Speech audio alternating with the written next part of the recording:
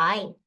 Today I'm going to talk about the power of exploring and understanding why you do what you do.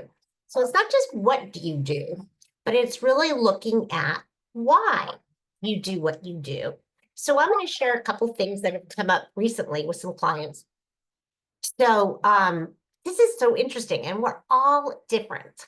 So one person is working on managing her portions. And what she notices is that after dinner, she likes to just go back and finish up whatever is there, even if it's seconds or whatever.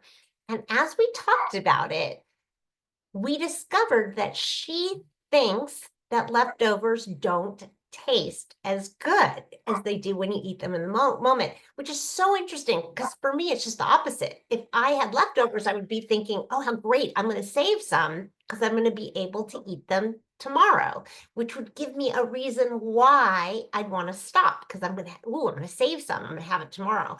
Whereas for somebody else, it was just the opposite. It was like, of course I want to finish it. Because if I don't finish it now, it's not even going to be very good, later on. So that's kind of an interesting one that came up.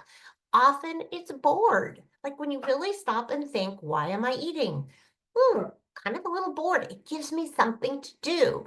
Now, it's not top of mind. You're not necessarily thinking, oh, I'm bored. I'm going to go eat. But when you can pause before you put that thing in your mouth, pause before you walk into the kitchen. Why am I doing this? What am I actually hungry for? Noticing, am I actually even hungry? And sometimes, this was interesting, this came up today. Wow, I wasn't hungry, but I saw a commercial on TV. I saw some nuts. Ooh, I'm kind of hungry. Well, that's interesting. I wasn't hungry before, but now because I saw this thing, it's kind of this fake hunger, this faux hunger. So we're really kind of paying attention. When is it real hunger? You know, and when is it fake hunger? For example, if I realize that a couple hours after I've eaten, I find myself hungry again, well, cause what's going on here?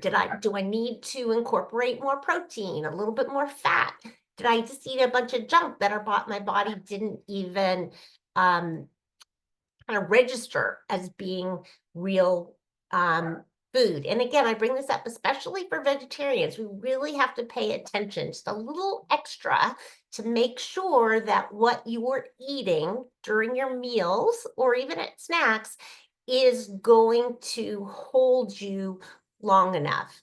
So it's not that like protein is this magic thing and we're not getting enough protein as vegetarians. It's more that when we incorporate protein, when we make a point of incorporating protein, it's likely to keep us longer. Another thing that comes up is, again, why am I eating? Well, maybe if I really stop and think about it, I'm eating because I'm thinking, oh, I deserve it. Like, oh, I was so good all day. I deserve to eat something now. Do you deserve it? And what do you really deserve? Maybe wouldn't it be great to like feel your best in your clothes and be able to wear whatever you want and feel confident and comfortable in your skin? Maybe you deserve that. And so maybe the choices you're making aren't because you have to and you need a reward for it. The reward is like how good you feel when you're making the best choices for yourself. All right, so I could talk a lot about this. So what I want you to leave you with today is to just start noticing, not what you're doing necessarily, what you should be doing, but notice why you're making the choices you're making. And that gives you the opportunity to then make some decisions. But first, we have to notice why, what is going on. All right, good to see you. I'd love for you to subscribe, comment, share this with your friends, and I will see you next time. Bye bye.